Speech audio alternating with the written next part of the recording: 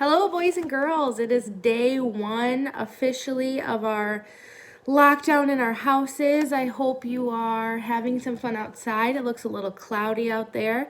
I hope that you are staying safe and I hope you're enjoying these read alouds. We left off on chapter 59, The Spring.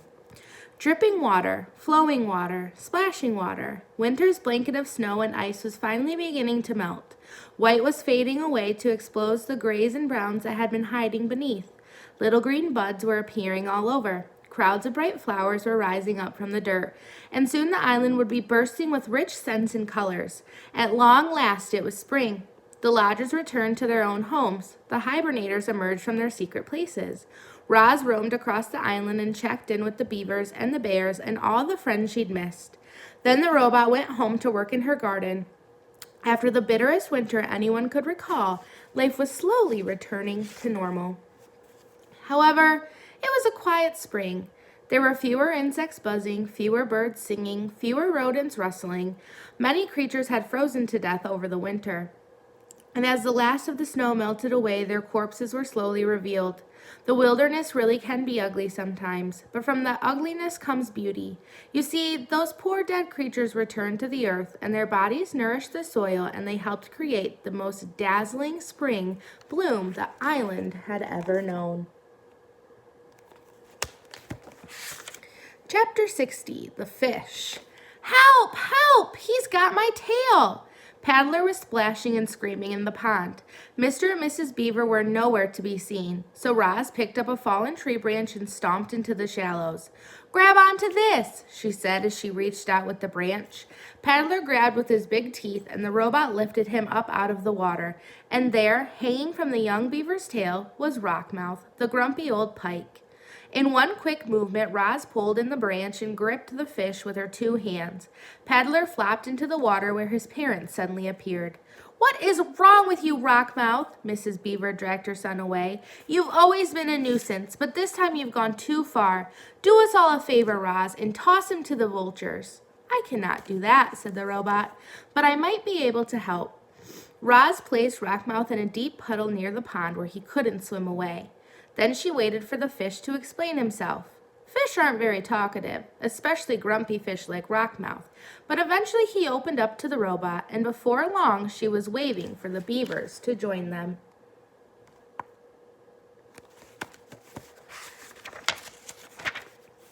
Rockmouth used to live in the river, said Roz as the beaver shuffled over. But you trapped him in here when you built your dam. He has been angry about it ever since. That doesn't give him the right to attack my son, hollered Mr. Beaver. It most certainly does not, hollered Mrs. Beaver. I'd be upset too, said Paddler softly. I'd hate to be kept away from my home. Mr. Rockmouth, you should have said something sooner. The fish looked up from the puddle with a frustrated expression that meant, I tried, but no one was listening. Well, the situation had to be remedied, and you can guess who rose to the occasion. Roz was determined to get Rockmouth back to his home. After she explored the nearby waters, it became clear that she would have to carry the pike through the forest and across the great meadow to the nearest bend in the river.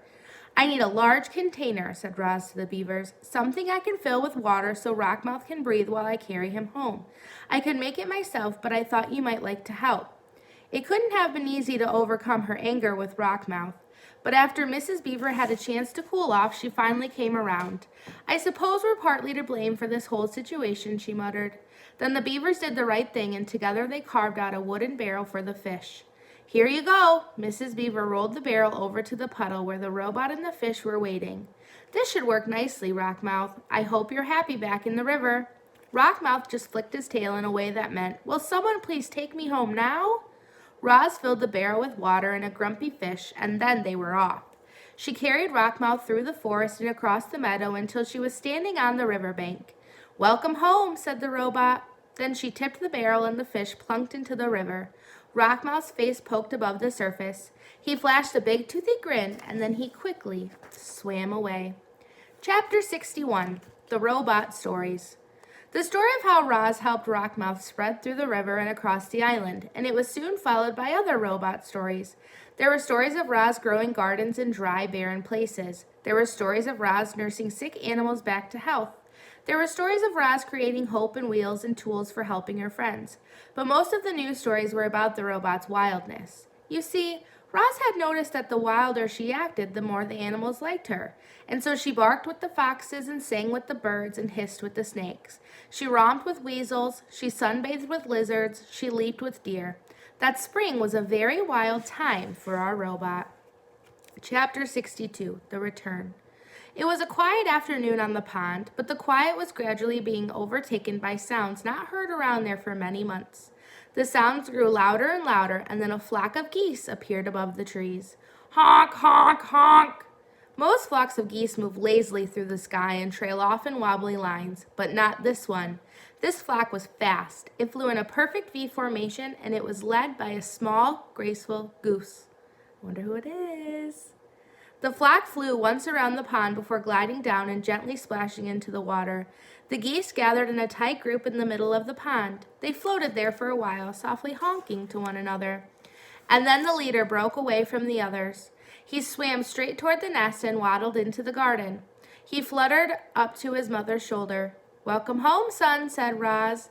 "It's good to be back, Ma," said Bright Bill.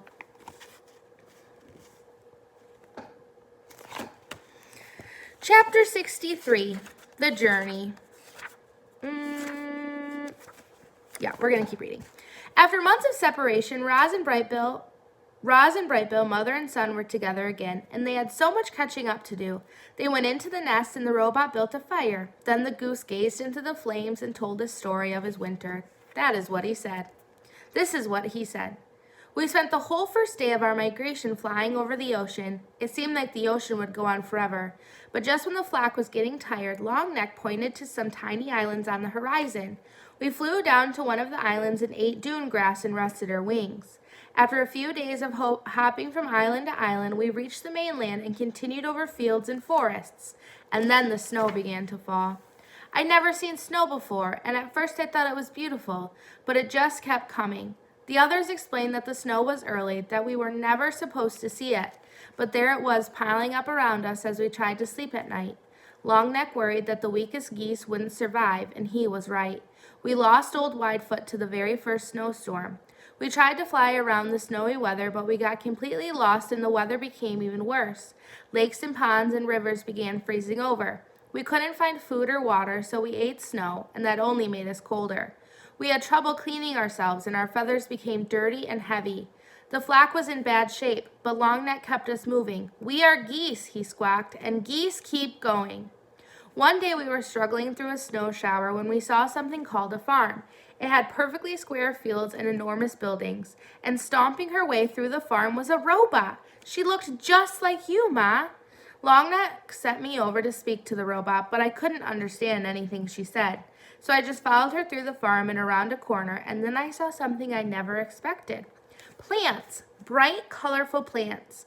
I didn't understand how plants could live in such cold weather, but then I saw that they were actually inside a building. I learned later that that building was called a greenhouse, and it had clear walls made of something called glass. The robot pressed a button on the wall, and a door slid open, and warm air came rushing out. I hadn't felt warmth in so long that I just had to follow her inside. Ma, it was like summer in there. The air was warm and sweet and sticky, and there were rows and rows of different plants. The robot didn't pay any attention to me, so I wandered around the greenhouse, nibbling on leaves and drinking from puddles. Then I heard a scratchy voice behind me. "If I were younger, I would have killed you by now." I spun around, and there was an old cat. She walked on stiff legs, and her fur was gray and clumpy. The cat's name was Snooks, and she didn't seem very nice. But then she saw the other geese out in the cold with their faces pressed against the glass, and she told me how to open the door.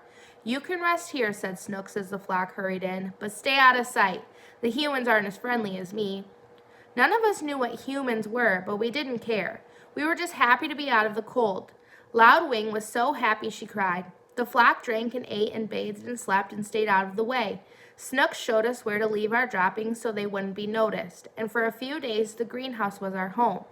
Once or twice a day the robot would go outside and return with a box or a bag, but most of the time she stayed inside and quietly worked on the plants.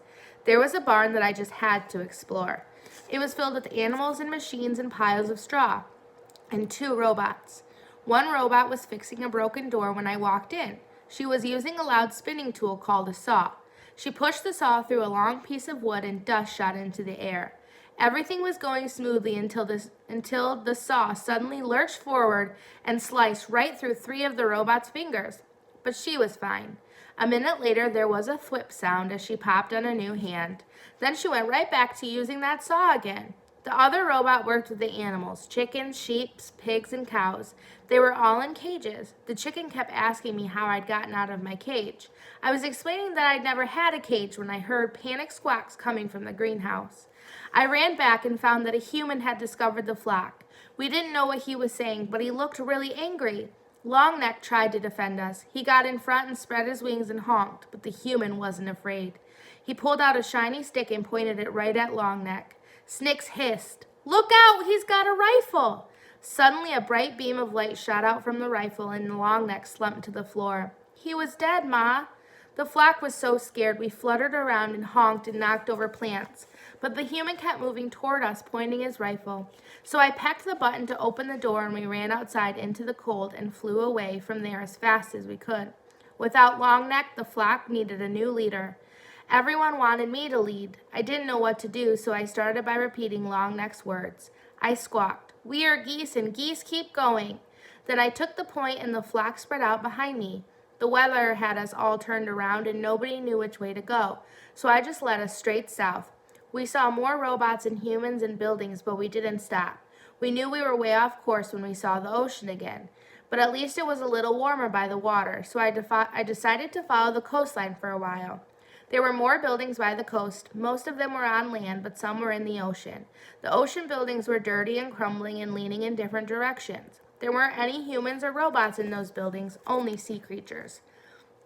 We saw ships on the water. We saw ships on the land. We even saw ships in the air. They buzzed through the sky like giant dragonflies, and then we reached a place called a city, where thousands of buildings and robots and humans and ships were all close together. When we stopped to rest on a rooftop, we met a friendly pigeon named Graybeak. She had grown up there, so she knew everything about the city. She flew us over towers and under bridges and kept us away from all the buzzing airships, and everywhere we went, there were robots. Some of the city robots were just like you, Ma, but others crawled on 6 legs or rolled on wheels or slid up and down the sides of buildings. Some robots were really small and some were really big. They moved things and cleaned things and built things and did every kind of job you can think of. Graybeak brought us down to a ledge on the side of a building and told us to look through the windows. Inside was a family of humans and they had a Roz robot. When we looked into other buildings, we saw other humans with other robots. Every human seemed to have a robot. I told Graybeak about you, Ma, and she wanted to show us one last place. We flew out to the edge of the city to a really big building called a factory. Graybeak brought us to the roof windows and we looked down into the factory and saw machines building sparkling heads and torsos and limbs. The factory was building robots. A machine held up a robot torso and put 2 legs under it and they snapped into place. It put feet under the legs and they snapped into place. It snapped arms into the shoulders and snapped hands into the arms. A head was snapped onto the top and the robot was finished. Ma, the robot looked just like you. I think that factory is where you were built. I wanted to watch more robots being built, but it started snowing again. So we said goodbye to Graybeak and continued flying south. We saw fewer robots and humans and buildings and ships. The air became warmer and the snow disappeared. We started seeing other flocks of geese in the sky. So we followed them in the middle of a wide grassy field where there was a lake and hundreds of other geese. We had finally reached the wintering grounds. After all we'd been through together, our flock had become very close. We kept to ourselves, eating and resting and remembering the geese we'd lost. But after a few weeks, we began to mingle with the other flocks. We met geese from all over the world, and they told us about their homes and their migrations and their troubles with the winter weather. Every flock had lost geese on the way there. A few flocks didn't make it at all. Before we knew it, the early spring flowers were poking up, and it was time to fly home. We followed the usual migration route north. We flew over fields and forests and hills, but we didn't see any signs of humans or robots, and that was fine with us. Eventually we reached the ocean, and then our island, and then our pond, and then I saw you. Okay, we're going to end there for this video, and we will start on Chapter 64, The Special Robot.